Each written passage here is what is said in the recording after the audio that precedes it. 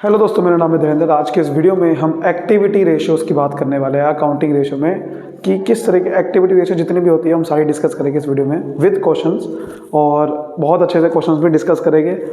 Formulas मैं आपको बहुत अच्छे से लर्न करवाने वाला हूँ इस वीडियो में। बस आपको इस वीडियो को बहुत ढंग से एंड तक देखते रहना है।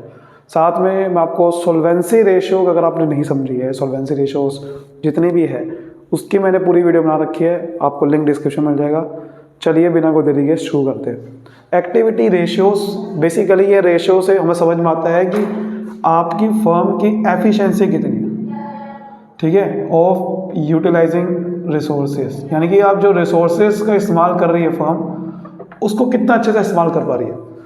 क्या अपने रिसोर्सेज को वेस्ट तो नहीं कर रही, यानी कि आपके स्टॉक्स को, अपने पैसे को, जितने भी आपके रिसोर्सेज है वो उसको वेस्ट तो नहीं कर रही है फर्म, उसको चेक करना। तो वो चेक करते हैं हम एक्टिविटी रेशियो से। एक्टिविटी रेशियो में ध्यान रखना, हर रेशियो में आपका सेल्स का जिक्र हुआ, सेल्स या फिर इसे बोलते हैं revenue from operations. Her ratio में सेल्स कहीं ना कहीं आएगा। हम हर रेशियो को कंपैरिजन करेंगे सेल से, या फिर अगर सेल नहीं पता तो cost of goods sold, cost of goods sold, या फिर इसे बोलते हैं cost of revenue from operation. बेचने की लागत, या तो कितने का सामान बेचा वो पता होना चाहिए, किसी रेशियो में बेचने की लागत, कॉस्ट पता होनी चाहिए। हर रेशियो में कहीं ना कहीं यहीं से फॉर्मूला निकलने वाला है। समझ आ रही बात? तो देखो, सबसे पहली रेशियो जो हमारी है वो है inventory turnover ratio. Inventory turnover ratio, inventory turnover ratio का मतलब हमारी जो टर्नओवर का मतलब यहाँ पर सेल्स है, कितनी जल्दी इन्वेंट्री बिकती है, कितनी बार हमारी इन्वेंट्री बिकती है। इन्वेंट्री मतलब स्टॉक। इसको कैसे निकालते हैं इसको, तो ऊपर लिखते हैं cost of revenue from operation, cost of revenue from operation मतलब कि जो आपकी सेल हुई उसकी लागत कितने की थी, और उसे डिवाइड कर दो आपका एवरेज इन्वेंट्री से। देखिए, जो स्टॉक है वो दो तरीके का होता है, ओपनिंग भी होता है, क्लोजिंग भी होता है। तो ना तो आपको ओपनिंग लेना है ना क्लोजिंग, दोनों का एवरेज लेना है। तो एवरेज इन्वेंट्री लेनी है आपको। और एवरेज इन्वेंट्री, क्योंकि इन्वेंट्री कॉस्ट वैल्यू पे होती है, तो उसका कंपैरिजन सेल से नहीं करना, क्योंकि सेल में तो प्रॉफिट भी हो जाता है, सेल में तो प्रॉफिट भी इंक्लूड होता है ना। तो क्योंकि इन्वेंट्री कॉस्ट पे होती है तो हमें ऊपर कंपैरिजन भी कॉस्ट से करना है, सेल की cost, cost of revenue from operation. तो आपको समझ में आ जाएगा जितनी बार, मतलब कितनी बार आपकी इन्वेंट्री ये बिकी होगी, कितनी बार। फॉर एग्जांपल आपकी 5 लाख की सेल हुई और आपकी 10,000 की इन्वेंट्री थी, इसका मतलब 10,000 को आपने कितनी बार बेचा है, 50 बार बेचा है, 50 बार बेचा है, तब जाके 5 लाख की सेल हुई है। क्योंकि एक बार सेल करते हो तो 10,000 मिलते हैं, कॉस्ट पे कंपेरिजन कर दिया, ठीक है। That is called inventory turnover ratio. ये टाइम्स में निकाली जाती है, यानी कि कितनी बार आपकी इन्वेंट्री बिकी है। समझ आ रही बात, कितनी बार आपकी इन्वेंट्री बिकी है। ओके सर, ITR जिसे बोल सकते हैं हम, ये हमेशा टाइम्स में निकलता है। एवरेज इन्वेंट्री कैसे निकालनी होती है, थोड़ा सा बात कर लेते हैं पहले। एवरेज इन्वेंट्री, आपके पास ओपनिंग इन्वेंट्री पता होनी चाहिए, क्लोजिंग इन्वेंट्री पता होनी चाहिए, और दोनों को प्लस करके डिवाइड बाय 2 कर दोगे तो क्या आ जाएगी, एवरेज इन्वेंट्री आ जाएगी। ठीक है सर, समझ में आ गई। उसके बाद कॉस्ट कैसे निकालते हैं, ये जो कॉस्ट ऑफ गुड्स सोल्ड बोल दो, या फिर इसे cost of revenue from operation होती है। कैसे निकालते हैं, opening inventory plus net purchases plus direct expenses minus closing inventory. ठीक है, एक तो ये फॉर्मूला है कि opening plus closing, opening plus purchasing plus direct minus closing. ये फॉर्मूला कई बार आ चुका है, ट्रेडिंग अकाउंट में आ चुका है, 11वीं क्लास में आ चुका है। उसके बाद अगर ये नहीं पता तो एक और तरीका होता है कि आप जो सेल करिए ना अपने नेट सेल्स, उसमें से आप ग्रॉस प्रॉफिट माइनस कर दो, क्योंकि सेल में प्रॉफिट इंक्लूड होता है, वो माइनस कर दोगे तब भी आपके पास कॉस्ट आ जाएगा। समझा रही बात। चलिए अब एक क्वेश्चन करते हैं। देखो, इस क्वेश्चन में क्या लिखा हुआ है कि आपको एवरेज इन्वेंट्री दे रखी है 60,000 रुपये, रेवेन्यू फ्रॉम ऑपरेशन 6 लाख का दे रखा है, ग्रॉस प्रॉफिट 10% है सेल का। निकालना क्या है, इन्वेंट्री टर्नओवर रेशियो। तो आपको जो निकालना है इन्वेंट्री टर्नओवर रेशियो, इसका फॉर्मूला क्या है, कॉस्ट ऑफ गुड्स सोल्ड या फिर आप कह दो cost of revenue from operation divide by average inventory. ठीक है, अब कॉस्ट ऑफ गुड्स सोल्ड भाई साहब कितना है पता नहीं, वो निकालने का मैंने तरीका क्या बताया। देखो दो तरीके हैं, opening inventory, net purchase, direct expense. कुछ है ही नहीं क्वेश्चन में, तो क्या करा जाए, हमें बेसिकली क्या करना है, सिंपली ये जो फॉर्मूला था बोला net sales minus gross profit, ये लगाना पड़ेगा formula, net sale minus gross profit. ठीक है, अब इसको भी फॉर्मूले में एक प्रॉब्लम है। देखो नेट सेल क्या होता है, ये 6 लाख रुपए नेट सेल ही है, रेवेन्यू फ्रॉम ऑपरेशन को ही नेट सेल बोलते हैं, मतलब सेल रिटर्न तो है नहीं ना मेरे पास, तो यही नेट सेल मान लूँगा, क्योंकि नेट सेल में क्या होता है, total sale minus cell return. ठीक है, सेल रिटर्न नहीं है। ग्रॉस प्रॉफिट 10% है सेल का, तो सेल 6 लाख की है, 6 लाख का 10% 60,000, इसका मतलब 5,40,000 रुपये आपका कॉस्ट ऑफ गुड्स सोल्ड हो गया। तो ये फॉर्मूला पुट करते हैं, 5,40,000 रुपये कॉस्ट ऑफ गुड्स सोल्ड है, एवरेज इन्वेंट्री क्वेश्चन में डायरेक्ट दे रखी थी 60,000, तो इसका मतलब आपकी 9 टाइम्स बिकी है। ठीक है, कितनी और बिकी है इन्वेंट्री, 9 बार, तो 9 बार बिकी है इन्वेंट्री पूरे साल में।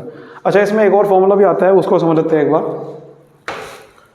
वो है कि कितनी बार बिकी, ये तो समझ में आ गया, कितने टाइम के बाद बिकती है ये तो नहीं पता। देखो अगर आपको ये निकालना है कितने टाइम के बाद बिकती है, तो आपको क्या करना है, 365 डे होते हैं पूरे साल में, उसको डिवाइड कर दो इन्वेंट्री टर्नओवर रेशियो से। 9 बार बिकी थी, तो 365 डेज को अगर मैं डिवाइड कर दूंगा कितनी बार बिकी है साल में, तो आपको समझ में आ जाए कितने टाइम के बाद बिकती। ठीक है, तो 9 से डिवाइड करूँगा, 9 4 36 और 9 5 जा 45, ऐसा कुछ आएगा, 41 डेज अप्रोक्सीमेट आ जाएंगे। इसका मतलब एक बार बिकने में 41 डेज, जितना कम टाइम लगेगा उतना फ़ायदा है। यानी कि आप दूसरी भाषा में कह सकते हो, जितनी ज़्यादा बार बिकेगी इन्वेंट्री उतना फ़ायदा है, क्योंकि ये जितनी ज़्यादा बार बिकेगी उतना ही टाइम कमाएगा, जितना ज़्यादा डिनोमिनेटर ज़्यादा होगा उतना ही टाइम पीरियड कमाएगा। तो ज़्यादा होनी चाहिए रेशियो, समझ आ रही बात, हमेशा ज़्यादा होनी चाहिए। चलिए एक और क्वेश्चन करते हैं हमारा। इसमें ओपनिंग इन्वेंट्री है, क्लोजिंग है, रेवेन्यू फ्रॉम ऑपरेशन है, ग्रॉस प्रॉफिट है, लेकिन फ़र्क क्या है यहाँ पर, एक लाइन का फ़र्क है, 25% और सेल नहीं है, कॉस्ट है। जनरली क्या होता है, ग्रॉस प्रॉफिट सेल का होता है, सेल का निकालते हैं परसेंटेज, बट इसमें कॉस्ट लिखती है, और जो कॉस्ट तो मेरे पास है ही नहीं, क्योंकि इन्वेंट्री टर्नओवर रेशियो में मुझे सर क्या चाहिए, cost of revenue from operation, यानी कि कॉस्ट ऑफ गुड्स सोल्ड, जो कि मेरे पास क्वेश्चन में है ही नहीं। तो अगर ये मेरे पास है ही नहीं, तो अब इसको क्वेश्चन को सोल्व करने का 2 तरीके, एक तो है कि आप इसे एक्स मान लो, लेट एक्स, लेकिन मैं आपको एक दूसरा तरीका बताता हूँ, एक्स के बजाय आप इसे मान लो 100। ठीक है, ग्रॉस प्रॉफिट कितना है इसका, ग्रॉस प्रॉफिट 25% है इसका, जो कि मैंने इसको मान लिया 100, तो इसका 100 का 25% हो गया 25। और जो नेट सेल होती है यानी कि रेवेन्यू फ्रॉम ऑपरेशन, वो ग्रॉस प्रॉफिट और कॉस्ट को प्लस करके आता है, 100 और 125 हो गया 125। अब देखो हमें निकालना क्या है, जो निकालना है वो यहाँ लिखते हैं जरा, cost of revenue from operation, ये निकालना है मुझे। और दे क्या रखा है, दे रखी है सेल, दे रखी है जो सेल, उसे 3 लाख यहाँ लिखते हैं। देखो जो दे रखा है ना आपको, जो दे रखा है उसको मैंने क्या माना है, 125 माना है, सेल को क्या माना है 125 से आप डिवाइड कर दो, और जो निकालना है कॉस्ट उससे मल्टीप्लाई कर दो, जो दे रखा है उसे डिवाइड कर दो, जो निकालना है उसे मल्टीप्लाई कर दो, तो आपके सामने आ जाएगा फिर कितना आएगा, ये आ जाएगा 2,40,000 रुपये। यानी कि आपके पास कॉस्ट थी 2,40,000 की, तो 2,40,000 का 25% प्लस करके 3 लाख आया, समझ रही बात, ये आ चुका है। अब आपके सामने क्या निकालनी है, एवरेज इन्वेंट्री, क्योंकि फॉर्मूले में एक एवरेज इन्वेंट्री भी चाहिए जो कि क्वेश्चन में है नहीं। तो opening plus closing, opening inventory plus closing inventory divide by 2, 30,000 रुपये आ जाएगा। फॉर्मूला लगाएंगे इन्वेंट्री टर्नओवर रेशियो का, तो cost of revenue from operation divide by average inventory, तो आंसर आ रहा है 8 टाइम्स, यानी कि 8 बार बिकी है भाई साहब, 8 बार। समझ रही बात, क्लियर है, बहुत बढ़िया। चलिए अब समस्या जरा, दो रेशो है, ट्रेड रिसीवेबल टर्नओवर रेशियो और ट्रेड पेबल टर्नओवर रेशियो, दोनों को एक साथ समझेंगे, कुछ नहीं है उसमें, बहुत इजी है। दोनों रेशियो लगभग एक जैसी ही है, बट एक में ट्रेड रिसीवेबल आ रहा है और एक में ट्रेड पेबल आ रहा है, फ़र्क ज़्यादा कुछ है नहीं, ठीक है, फ़र्क कुछ नहीं है ज़्यादा। ट्रेड रिसीवेबल टर्नओवर रेशियो, तब भी टर्नओवर आ गई तो सेल तो आना ही आना है, लेकिन यहाँ पर ट्रेड रिसीवेबल है, मतलब डेटर की टर्म, डेटर समझो आप, डेटर। ट्रेड रिसीवेबल में हालांकि दो चीज़ें आती है, डेटर और बिल रिसीवेबल, दोनों है। तो डेटर ये लगभग डेटर में से निकला लगभग वो, बिल रिसीवेबल भी। तो बेसिकली क्या है कि आपको इसका मतलब जो सेल चाहिए, सेल तो चाहिए ऊपर, लेकिन कौन सी सेल चाहिए? क्रेडिट सेल चाहिए, क्योंकि जब माल उधार में बेचते हैं तब मेरे पास डेटर आते हैं ना, तो कौन सी सेल चाहिए? क्रेडिट सेल चाहिए, नेट क्रेडिट सेल लिखना पड़ेगा, या net credit revenue from operation sale को बोल देंगे। डिवाइड करना है एवरेज इन्वेंट्री से नहीं, एवरेज ट्रेड रिसीवेबल से, क्योंकि ट्रेड रिसीवेबल की बात कर रहे हैं, अगर इन्वेंट्री की बात करें तो इन्वेंट्री से डिवाइड कर देंगे ना। अब एवरेज ट्रेड रिसीवेबल कैसे निकालते हैं थोड़ा सा समझ लेते हैं। ये तो क्वेश्चन में डायरेक्ट ही गिवन है, लगभग डायरेक्ट नहीं पता तो मैं बताता हूँ कैसे निकालते हैं, लेकिन एवरेज ट्रेड रिसीवेबल कैसे निकालते हैं आपको लेना है opening bill receivable, opening bill receivable plus closing bill receivable, ठीक है, एक तो ये है। दूसरी चीज़ आप एक और लो, ओपनिंग डेटर, क्योंकि बिल रिसीवेबल और डेटर दो चीज़ आती है ट्रेड रिसीवेबल, तो opening debtor plus closing debtor, यानी कि डेटर और बिल रिसीवेबल के दोनों ओपनिंग और दोनों क्लोजिंग बैलेंस प्लस करो, डिवाइड कर दो 2 से, सिंपल, समझा की बात। अच्छा, नेट क्रेडिट सेल कैसे निकालनी है भैया? नेट क्रेडिट सेल अगर नहीं पता तो क्वेश्चन में कैसे निकालनी है भैया, आप ऐसा करो, टोटल सेल लो, टोटल सेल में क्योंकि क्रेडिट भी आती है कैश भी आती है, तो उसमें से कैश वाली माइनस कर दो, तो क्या आ जाएगी? Net credit cell, simple. Total sale में से net cash cell, net word लगाना है, सेल रिटर्न क्योंकि माइनस कर देनी होती है, समझा की बात। ट्रेड पेबल में भी यही है, बस ट्रेड पेबल क्या होता है, यहाँ पर बेचा, वहाँ पर खरीदने की बात होगी, माल उधार में खरीदा तो बनता है क्रेडिटर, और बिल्स पेबल ये ट्रेड पेबल होता है। तो यहाँ पर नेट क्रेडिट सेल की जगह क्या लिखना है? नेट क्रेडिट परचेज, बस ये फ़र्क है। और डिवाइड करना है एवरेज ट्रेड रिसीवेबल से नहीं, एवरेज ट्रेड पेबल से, समझा की बात, कुछ नहीं है। यहाँ पर सेम टू सेम ऐसी फॉर्मूला है, बस क्या फ़र्क है, यहाँ सेल की जगह परचेज आ जाएगा, यहाँ सेल की जगह परचेज आ जाएगा, यहाँ बिल रिसीवेबल है, यहाँ बिल पेबल होगा, यहाँ डेटर है, वहाँ क्रेडिटर होगा, यहाँ वही चीज़ है ना, closing bill receivable, closing bill payable आएगा, क्लोजिंग डेटर, क्लोजिंग क्रेडिटर आएगा, बस ये फ़र्क है। चलिए क्वेश्चन करते जरा, देखो अब ये क्वेश्चन है, समझते जरा इसमें क्या लिखा है कि क्लोजिंग डेटर 40,000 है, नेट क्रेडिट सेल 25% है नेट कैश सेल का, excess of closing debtor over opening debtor 20,000। यहाँ excess of closing over opening का मतलब है क्लोजिंग डेटर माइनस ओपनिंग, यानी कि क्लोजिंग ज़्यादा है ओपनिंग कम है, तो कैसे लिखेंगे इसे? Closing minus opening is equal to 20,000, ये है इसका मतलब। अब देखो फॉर्मूले में मुझे क्या चाहिए, ट्रेड रिसीवेबल का क्वेश्चन है, क्योंकि डेटर आ गया, trade receivable turnover ratio निकालनी है। यहाँ पर फॉर्मूला क्या है? Trade receivable turnover ratio is equal to net credit sales divide by average trade receivable, है ना तो हमारे पास नेट क्रेडिट सेल है, ना तो average trade receivable. Average trade receivable के लिए क्या क्या चाहिए?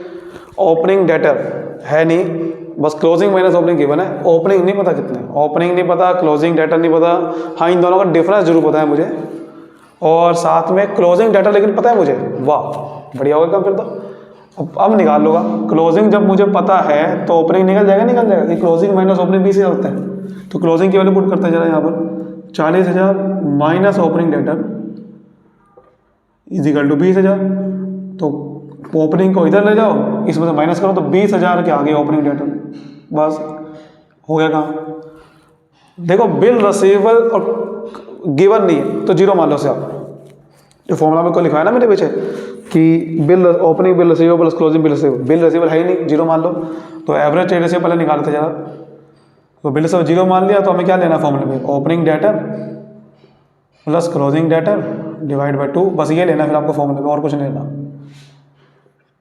तो ओपनिंग डेटर आगे 20,000, ओपनिंग डेटर है 20,000, क्लोजिंग है 40,000 ऊपर गिवन है, डिवाइड बाई 2 करोगे तो 30,000 पे आ गया। तुम्हें आ गई बात, 30,000 पे आ गई। अच्छा, नेट क्रेडिट सेल कैसे निकालेंगे भाई साहब, ये भी पता नहीं ना। नेट क्रेडिट सेल 25% है नेट कैश सेल का, वाओ, लेकिन पता तो है नहीं net cash sale. Let cash sale मान लेते पहले, नेट कैश सेल भी हम जिस चीज़ का परसेंटेज निकालना है और वो नहीं पता तो आप उसे 100 मान लो, सिंपल तरीका है। क्रेडिट सेल कितनी है, इसका 25% है ना, 25% नेट के, तो 100 का 25% हो गया 25। और टोटल सेल कैसे निकालते हैं, कैश सेल और क्रेडिट सेल को दोनों को प्लस कर देते हैं, यानी कि 125 हो गया। अब जो गिवन है ना, देखो निकालना है क्रेडिट सेल, जो निकालना है वो यहाँ लिखो, निकालना है ये नेट क्रेडिट सेल निकालनी है। जो दे रखा है, क्या दे रखा है भैया, सेल दे रखी टोटल 1.5 लाख। तो 1.5 लाख को मैंने क्या माना है, टोटल सेल को क्या माना है, 125 माना है, 125 डिवाइड करो, जो निकालना है 25 उससे मल्टीप्लाई कर दो, जो निकालना है उससे मल्टीप्लाई करो, जो दे रखा है उससे डिवाइड करो। समझ आ गई बात। 25 के टेबल से कट रहा है, ये 30,000 रुपये आंसर आ गया। तो फॉर्मूला लगाओ ये वाला, 30,000 रुपये नेट क्रेडिट सेल है और एवरेज ट्रेड रिसीवेबल भी 30,000 ही है। ये तो 1 आ रहा है, ये तो 1 आ रहा है, 1, यानी कि एक बार, यानी कि इसका मतलब क्या है, इस रेशो का मतलब यह है कि एक बार ही सिर्फ पैसा मिला डेटर से। ट्रेड रिसीवेबल टर्नओवर से क्या बताती है कि कितनी बार आपको डेटर से पैसा मिला, और जितनी ज़्यादा बार मिलेगा उतना फ़ायदा है। यहाँ तो कम मिला है तो बहुत बड़ी दिक्कत है इसका मतलब, यानी कि। और अगर एक और चीज़ में निकाल सकते हैं, एक और फॉर्मूला भी है, वो भी समझ लेते हैं जरा। उसका मतलब होता है एवरेज कलेक्शन पीरियड। जब बता ही रहा हो तो सब कुछ बताता हूँ ना एक बार में फिर आपको सही से, क्योंकि कुछ भी काम आएगा आपको। एवरेज कलेक्शन पीरियड, ये तो आपको समझ में आ गया कि एक बार पूरे साल में पैसा मिला है, कितनी बार मिला है, लेकिन कितने टाइम के बाद मिलता है। एवरेज कलेक्शन पीरियड वही 365 डेज होते हैं पूरे साल में, डिवाइड कर दो रेशियो से, जैसे कि एक बार मिला है तो 365 डेज में मिला है इसका मतलब पैसा। अब जितनी बार ये मिलेगा उतना फ़ायदा है, क्योंकि दिन कम हो जाएगा। अगर आपको ये महीनों की फॉर्म में निकाल रहा है तो 12 मंथ होते हैं, 12 मंथ को डिवाइड कर दो रेशियो से, यानी कि 12 महीने में एक बार पैसा मिला। समझा दी बात, बिल्कुल ऐसे करते हैं। तो एवरेज कलेक्शन पीरियड बोलते हैं। समझा की बात। चलिए, और जो बात करें तो अभी ट्रेड पेबल्स अगर होता तो ट्रेड पेबल के केस में बस क्या है कि एवरेज पेमेंट पीरियड बोल सकते हैं। कलेक्शन के लिए क्या बोलते हैं, एवरेज पेमेंट पीरियड। उसमें भी यही है, 365 डेज होते हैं, डिवाइड कर दो ट्रेड पेबल टर्नओवर रेशियो। दोनों जो समझ में आ गई, वहाँ पेबल है यहाँ रिसीवेबल है, वहाँ डेटर है यहाँ क्रेडिटर है, वहाँ बिल रिसीवेबल है वहाँ बिल्स पेबल है, बस ये फ़र्क है। वहाँ सेल है यहाँ परचेज है। सिंपल। नेक्स्ट रेशियो की तरफ बढ़ते हैं। चलिए आगे आते हैं, लास्ट 3 रेशियो की बात करते हैं, जरा थोड़ा समझ लेते हैं लास्ट 3 रेशियो में क्या क्या है। कि working capital turnover ratio, fixed asset turnover ratio और नेट एसेट्स टर्नओवर रेशियो। तीनों में आप ध्यान से देखोगे तो नेट सेल आने आने ऊपर, तीनों ज़्यादातर आप देखोगे हर एक में नेट सेल ऊपर ही तो है। कौन सी रेशियो है मुझे बताओ जिसमें नीचे है ना। आपने अभी पढ़ा इन्वेंट्री टर्नओवर रेशियो ऊपर है, वहाँ पर नेट सेल की जगह कॉस्ट आ गया बस, क्योंकि नीचे इन्वेंट्री कॉस्ट होती थी। दूसरी रेशियो हमने पढ़ी, क्या पढ़ी हमने दूसरी रेशियो, ट्रेड रिसीवेबल और ट्रेड पेबल, दूसरी और तीसरी, दोनों में ही ऊपर है। बट वहाँ पर क्या है कि रिसीवेबल है तो नेट क्रेडिट सेल, पेबल है तो नेट क्रेडिट परचेज आया, वहाँ सेल नहीं आया परचेज आया बस ट्रेड पेबल में। यहाँ पर वर्किंग कैपिटल टर्नओवर में ऊपर नेट सेल है, लेकिन वो कह रहा है कि कॉस्ट भी ले सकते हैं, कोई टेंशन नहीं है। नेट क्रेडिट सेल ले लो या कॉस्ट ऑफ गुड्स ले लो, डिवाइड किसे करना है, वर्किंग कैपिटल से। अब वर्किंग कैपिटल क्या होता है, वर्किंग कैपिटल का मतलब आपने कई बार पीछे आ चुका है, current assets minus current liability. ठीक है, करंट एसेट को करंट लायबिलिटीज माइनस कर देंगे, सिंपल, कोई दिक्कत नहीं। ठीक है, यानी कि रेशियो ये बताती है कि भैया आपने जो आपकी जो वर्किंग कैपिटल है उसका जो पैसा है, वर्किंग कैपिटल से सेल कितनी हो रही है आपकी, जितनी ज़्यादा सेल हो रही है उतना फ़ायदा है। वर्किंग कैपिटल का इस्तेमाल करके सेल कितनी हो रही है। फिक्स एसेट टर्नओवर रेशियो का मतलब net cell upon net fix asset. Net का मतलब यहाँ पर क्या है, net fixed assets. Net fix asset का मतलब है कि आपकी जो फिक्स एसेट है उसमें से जो डेप्रिसिएशन है, एक्यूमुलेटेड डेप्रिसिएशन, वो सब माइनस कर दो भाई साहब। एक्यूमुलेटेड डेप्रिसिएशन माइनस कर दो, तब आएगा नेट। अच्छा फिक्स्ड एसेट नहीं है तो क्या करें भाई साहब, फिक्स्ड एसेट नहीं तो क्या करें, तो उसका एक तरीका होता है capital employed minus working capital, capital employed minus working capital. देखो कैपिटल एम्प्लॉयड का क्या होता है, कैपिटल एम्प्लॉयड का फॉर्मूला क्या होता है, कैपिटल एम्प्लॉयड का फॉर्मूला होता है इक्विटी प्लस डेट। अब इक्विटी और डेट दोनों होते हैं इसके अंदर, लेकिन होता क्या है कि इसमें से क्योंकि कैपिटल एम्प्लॉयड का पैसा दो जगह लगता है, फिक्स एसेट में लगता है या वर्किंग कैपिटल लगता है, दो जगह पैसा लगता है। कैपिटल एम्प्लॉयड का जो पैसा होता है वो दो जगह लगता है, फिक्स एसेट और वर्किंग कैपिटल। अगर उसमें से मैं वर्किंग कैपिटल वाला पैसा अलग कर दूं, माइनस कर दूं, तो बचेगा क्या, वो पैसा जो फिक्स एसेट में लगा हुआ है। इसीलिए ये फॉर्मूला बन गया capital employed minus working capital. समझ आ रही बात। अगली है net asset turnover ratio, net cell upon net asset. अब नेट एसेट का मतलब यहाँ पर कैपिटल एम्प्लॉयड ही है कि आपका कितना पैसा आपने लगा रखा है, उसमें से सेल कितनी हुई। नेट एसेट का मतलब कैपिटल एम्प्लॉयड है, और नेट एसेट का मतलब जो कैपिटल एम्प्लॉयड है, और कैपिटल एम्प्लॉयड का फॉर्मूला क्या है, इक्विटी प्लस डेट। अच्छा अगर ये फॉर्मूला नहीं पता चल रहा, मतलब ये नहीं लगा पा रहे, तो क्या होगा, तो फॉर्मूला होता है total assets, total assets minus current, ये टोटल करंट लायबिलिटीज, ये फॉर्मूला होता है फिर आपका। अगर वो नहीं लग पा रहा तो कौन सा फॉर्मूला होता है, total assets minus total liability. समझ रही बात। टोटल एसेट में से करंट लायबिलिटी जो अगर आप माइनस कर दोगे तो क्या आ जाएगा, नेट एसेट आ जाएगा। मतलब कि कैपिटल एम्प्लॉयड का मतलब क्या हो गया फिर आपका, कैपिटल एम्प्लॉयड का मतलब होता है जो लॉन्ग टर्म जो पैसा लगा, यानी कि लॉन्ग टर्म एसेट में जो पैसा लगा रखा है। करंट लायबिलिटी को माइनस कर दो, लॉन्ग टर्म लायबिलिटी लेनी है सिर्फ आपने। टोटल एसेट में से अगर लॉन्ग टर्म, टोटल एसेट में से करंट लायबिलिटी माइनस कर दोगे तो इसका मतलब वो पैसा आ जाएगा आपके पास जो लॉन्ग टर्म लायबिलिटी को पे करने के लिए लगा हुआ है। ठीक है, लॉन्ग टर्म लायबिलिटी को, समझ आ रही बात। तो उसके लिए आपने पैसा ला रखा है। और टोटल एसेट में ध्यान रखना कौन सी चीज़ें नहीं लेनी होती, गुडविल नहीं लेनी कभी भी, नॉन ट्रेड इन्वेस्टमेंट नहीं लेना, ट्रेड इन्वेस्टमेंट लेना है लेकिन जो बिजनेस का इन्वेस्टमेंट नहीं है नॉन ट्रेड, वो नहीं लेना, फिक्टिशियस एसेट कभी नहीं लेने, आपने ध्यान रखना बात। तो ये कुछ फॉर्मूले हैं, स्क्रीनशॉट खिल लो फटाफट से, बहुत काम आएगी क्वेश्चंस आपको करने के लिए। चलिए आप आगे बढ़ते हैं।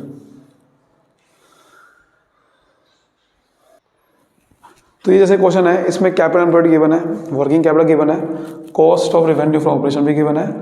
निकालना क्या है, निकालना है फिक्स्ड एसेट टर्नओवर रेशियो। क्या निकालना है, फिक्स्ड एसेट टर्नओवर रेशियो। तो फिक्स्ड एसेट टर्नओवर रेशियो क्या फॉर्मूला है इसका, नेट सेल्स। ध्यान रखना मैंने ऊपर नेट क्रेडिट सेल के साथ ये नहीं कहा मैंने कि कॉस्ट ऑफ गुड्स सोल्ड भी ले लेना, मैंने ये सिर्फ बात वर्किंग कैपिटल में कही थी। यहाँ पर ये कुछ लोग ये गलती करेंगे, सिर्फ नेट सेल ही लेना है, ध्यान रखना बात। डिवाइड करना है नेट फिक्स्ड एसेट से, ठीक है। नेट क्रेडिट सेल है नहीं क्वेश्चन में, ध्यान रखना बात। कुछ लोग कहेंगे यही है, ये तो कॉस्ट है ना, कॉस्ट में पहले ये प्लस करना पड़ेगा ग्रॉस प्रॉफिट, तब आएगी नेट सेल। तो नेट सेल अगर मुझे निकालनी है तो जो कॉस्ट ऑफ गुड्स सोल्ड होता है, cost of revenue from operation plus कर दो ग्रॉस प्रॉफिट, तो 16 लाख रुपए गिवन है कॉस्ट, 25% इसका यानी कि 4 लाख रुपए, 20 लाख रुपए की सेल है इसका मतलब मेरे पास। समझ आएगी बात, 20 लाख की सेल। नेट फिक्स एसेट कैसे लिखेंगे सर, कुछ है ही नहीं, मैंने आपको पहले बता दिया, पीछे फॉर्मूला भी लिखवाया। क्या फॉर्मूला है कि भाई कैपिटल एम्प्लॉयड का पैसा दो जगह लगता है, फिक्स एसेट भी लगता है, वर्किंग कैपिटल लगता है। तो वर्किंग कैपिटल वाला पैसा अलग कर दो, तो आपको समझ में आएगा फिक्स एसेट में कितना लगा हुआ है। तो यहाँ लिखो, अब देखो क्योंकि डेप्रिसिएशन नहीं है तो मैं नेट फिक्स एसेट का नेट फिक्स एसेट ही बोलूँगा उसको, जो फिक्स एसेट निकले। तो 12 लाख में से 2 लाख माइनस कर दो जो कि वर्किंग कैपिटल का पैसा है, तो 10 लाख रुपए क्या आ गई, नेट फिक्स एसेट। तो फॉर्मूला लगा दो इसमें, तो 20 लाख की सेल है और 10 लाख के आपके फिक्स एसेट है। इसका मतलब 2 टाइम्स आ रही है कि यानी कि 2 गुना, ठीक है, 2 गुना आपके बेसिकली आपका 2 गुना सेल, 2 गुना है आपके, ठीक है। 10 लाख से 2 बार सेल हुई है, इसका मतलब ये है आपने जो 10 लाख के फिक्स एसेट है उससे उसका फायदा उठा के 2 बार सेल हुई है साल में, ठीक है, ये है इसका मतलब। चलिए एक और क्वेश्चन देखते हैं। इसमें लिखा है शेयर होल्डर फंड 4 लाख है, लॉन्ग टर्म डेट 8 लाख है। ग्रॉस प्रॉफिट 20% है कॉस्ट का, और कॉस्ट मेरे सामने 8 लाख है। तो सर यहाँ से पहले ग्रॉस प्रॉफिट निकालना क्या है सर क्वेश्चन में? निकालना है नेट एसेट टर्नओवर रेशियो, या फिर इसका दूसरा नाम है कैपिटल एम्प्लॉयड, क्योंकि नेट एसेट को कैपिटल एम्प्लॉयड बोलते हैं, टर्नओवर रेशियो। तो कैपिटल एम्प्लॉयड को चलो पता नहीं अभी, फिलहाल ग्रॉस प्रॉफिट निकालते हैं पहले। ग्रॉस प्रॉफिट जब पता है कि 20% कॉस्ट का है, तो भैया 8 लाख की कॉस्ट है, पहले इसका 20% निकाल लेते हैं हम। तो 1,60,000 रुपये ग्रॉस प्रॉफिट आ गया, क्योंकि ऊपर मैंने फॉर्मूले पे नेट सेल लिखवा रहा था, तो इसलिए कॉस्ट नहीं लेनी ऊपर। नेट सेल कैसे निकलती है? कॉस्ट ऑफ गुड्स सोल्ड में अगर मैं ग्रॉस प्रॉफिट प्लस कर दूँ तो नेट सेल आ जाएगी। तो 1,60,000 प्लस, सॉरी, ये तो 1,60,000 रुपये क्या है? ग्रॉस प्रॉफिट है, ठीक है। 8 लाख प्लस 1,60,000, तो 9,60,000 रुपये की नेट सेल आ गई इसकी। अब कैपिटल एम्प्लॉयड का फॉर्मूला 2 है, एक तो है इक्विटी और डेट, एक है आपके टोटल एसेट में से करंट लायबिलिटी माइनस कर दो। वैसे एक और भी है, क्योंकि आपको पता है capital employed is equal to fixed asset, sorry, capital employed minus working capital is equal to fixed asset. तो इसका मतलब अगर कैपिटल एम्प्लॉयड मुझे निकालनी है तो फिक्स्ड एसेट में वर्किंग कैपिटल प्लस करके भी निकल सकती है। एक और फॉर्मूला है, जब क्वेश्चन बहुत घुमा के देगा आपको तो वो फॉर्मूला लगेगा। यहाँ तो सिंपल फॉर्मूला लग रहा है, शेयर होल्डर फंड को बोलते हैं इक्विटी, लॉन्ग टर्म डेट को बोलते हैं डेट। तो कैपिटल एम्प्लॉयड का फॉर्मूला भी, सबसे पहला फॉर्मूला क्या होता है कैपिटल एम्प्लॉयड का, जो कि अभी बता रहा था, इक्विटी प्लस डेट। और देखो इक्विटी ये है शेयर होल्डर फंड, डेट क्या है? लॉन्ग टर्म डेट को ही डेट बोलते हैं। तो 12 लाख के आगे अब फॉर्मूला लगाओ नेट एसेट टर्नओवर रेशियो। तो 9,60,000 रुपये तो सेल है, कैपिटल एम्प्लॉयड कितनी है? 12 लाख, ठीक है। बात समझ में आ रही है? तो ये आ गई। अच्छा, एक चीज़ आप समझ लो पहले कि ये जो है यहाँ पर बेसिकली 20% एक भी जरा यहाँ पर, ठीक है, हाँ सही है बिल्कुल। तो ये ये ना 0 पॉइंट कुछ आएगा इसमें थोड़ा सा आंसर ये आने वाला है, ठीक है। 12 8 या 96 होता है, तो 0.8 टाइम्स आ रहा है। बहुत ही बेकार रेशो है, बहुत ही बेकार रेशो है, क्योंकि अगर 1 से भी कम आ रही है इसका मतलब तो यह है कि भैया आपका सेल, मतलब आपने जो पैसा लगा रखा है उससे सेल ही नहीं हो रही ज़्यादा। बहुत ही बेकार रेशो है, बहुत ज़्यादा आने चाहिए रेशो जितने में पैदा होता है, ठीक है। तो अभी के लिए इतना ही करेंगे हम, फिर नेक्स्ट वीडियो लेक्चर में हम प्रॉफिटेबिलिटी रेशो को भी डिस्कस कर लेंगे, क्योंकि वहाँ से भी क्वेश्चन कई बार आ जाता है। बाकी क्वेश्चन की प्रैक्टिस करते रहना, और कोई डाउट हो तो आप मुझे नीचे कमेंट सेक्शन में बता सकते हो, या फिर आप चाहते हो कि मैं ऐसा व्हाट्सअप ग्रुप बनाऊं जिसमें आपके डाउट क्लियर हो जाए, तो भी हम बना लेंगे, ठीक है। बाकी तब तक मिलते हैं अगली video, bye bye, thank you so much, all the best.